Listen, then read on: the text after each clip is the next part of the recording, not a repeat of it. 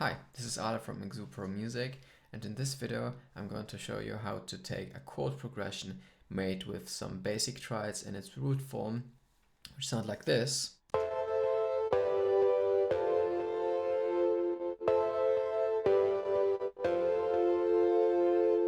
and turn them into a more interesting, advanced and beautiful sounding chord progression that sounds like this.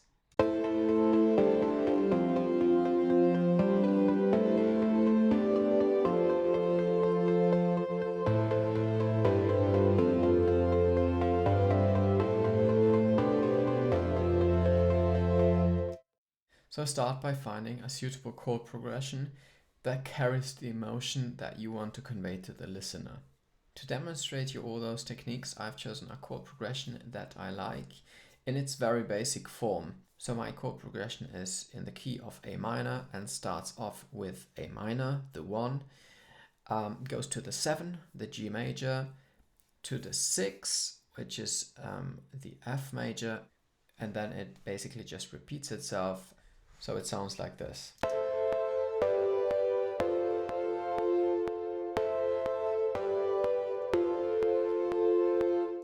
You can draw the notes of the chords in, or you can play them on your MIDI keyboard, whichever you prefer. I personally like to play my chord progression because, first of all, you can be much more spontaneous, much more flexible when you come up with a chord progression, and the differences in velocity will make your chord progression sound more human. Let's move on to the next step. When I came up with this chord progression, I soon realized that I wanted to incorporate some kind of chords that are anticipated or pulled backwards. So this push-pull method can really make your chord progression sound more interesting. In my example, I've moved the third chord, the F major, a bit forward so it doesn't hit exactly on the downbeat of the second bar, but a bit before.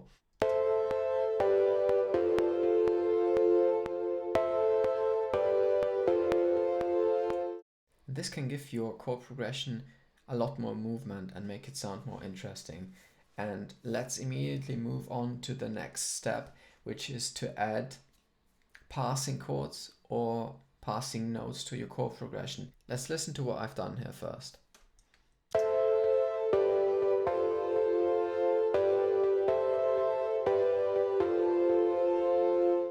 So as you could hear, I have added another chord at the end of bar 2.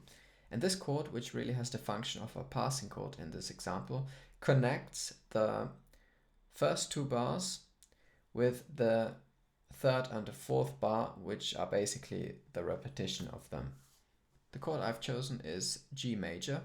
This G major chord works really well here because it gives you an upwards movement, but also makes the chord progression not sound like it's solved. Let's move on to the next small step and listen to the adjustment that I've made here.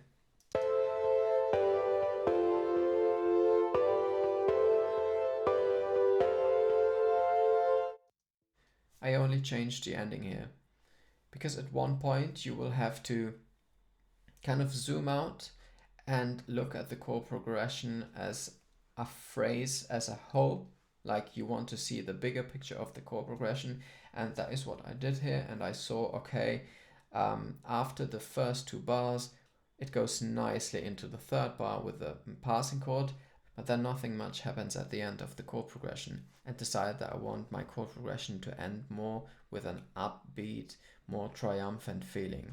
And that is why I took the F major chord and moved the root note F 1 octave up.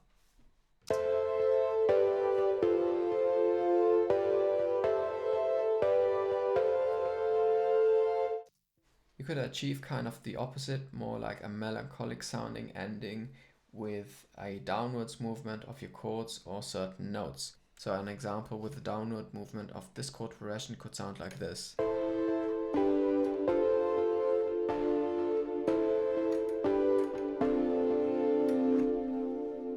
Let's move on to the next technique, which is using chord inversions. Chord inversions can make your chord progression sound smoother and more coherent.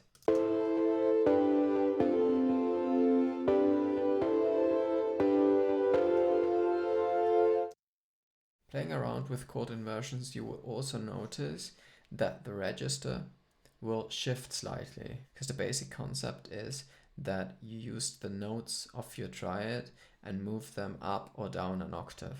I had arrived at this point where I was happy with the placement of the chords and the inversions that I used, because it gave me this nice top line melody voice leading that I was looking for. But I was still missing something, so I knew I needed to make the chord progression sound fuller.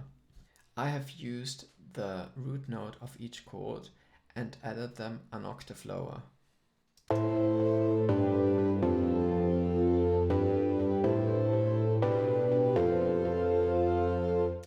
To add another layer of fullness, I have taken the same root note and added the octave above.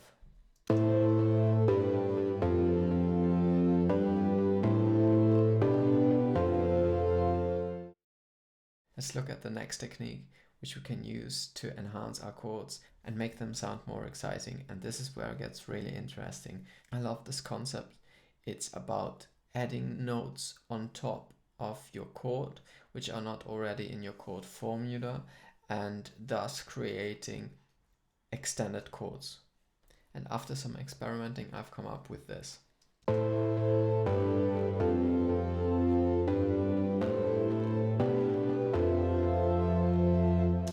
So I've modified two chords of this chord progression and made them into an extended chord, which is the second chord, and you can see I've added this note here. This is like adding flavor to your triads. The 2 or the 9 work very well to make an extended chord, as well as with a 7th chord, which I did on my last chord. So my chord is an F. Now the F an octave higher. If I lower it by a semitone, it becomes a major 7. So the extended chord is called F major 7.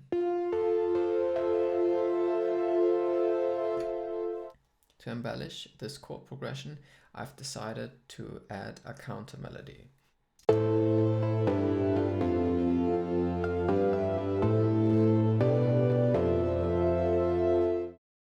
So to bring in a bit more rhythm into the whole chord progression or the whole section, really now at this point, I've decided to chop up the notes of the counter melody into chunks of 16th notes, with one note playing the same note throughout the whole chord progression, acting like a pedal note.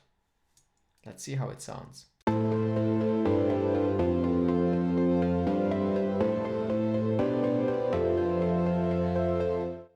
So this makes the whole progression much more interesting. If you want to add another melody on top, it might be necessary to strip back this melody and maybe just have the pedal note play and remove the rest.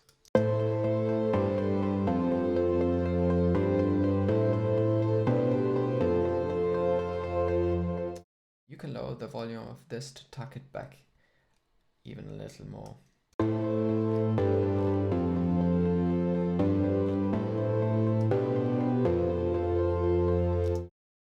Just with that pedal note being in the background, it's still that chord progression with enough space for a melody on top, but has this rhythmic element underneath.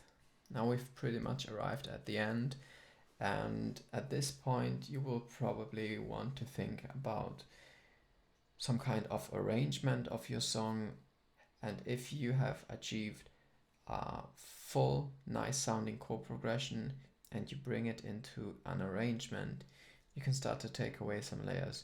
So I'll show you what I've done here.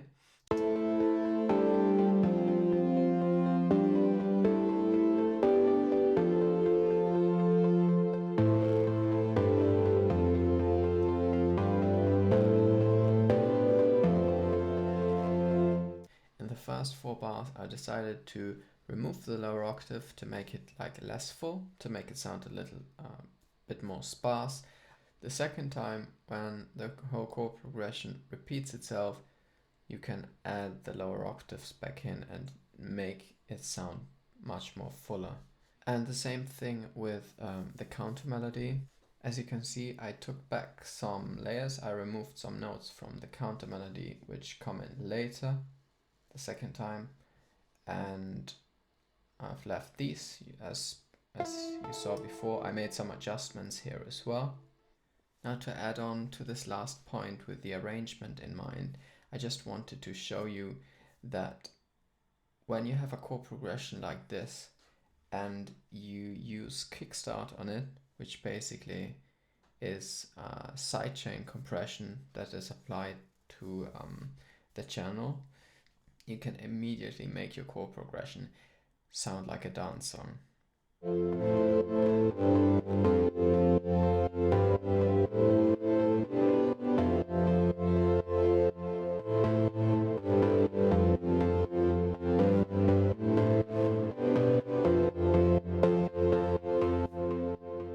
And what I did in the last 4 bars is something similar to the counter melody. I took each chord and chopped them up into 8th note chunks and removed some of them to have some breaks in there, which again just makes the whole chord progression sound more exciting and plays with tension and release. Thank you so much for watching. I hope that you've enjoyed this video, and please leave a like and subscribe, and I'll see you in the next video.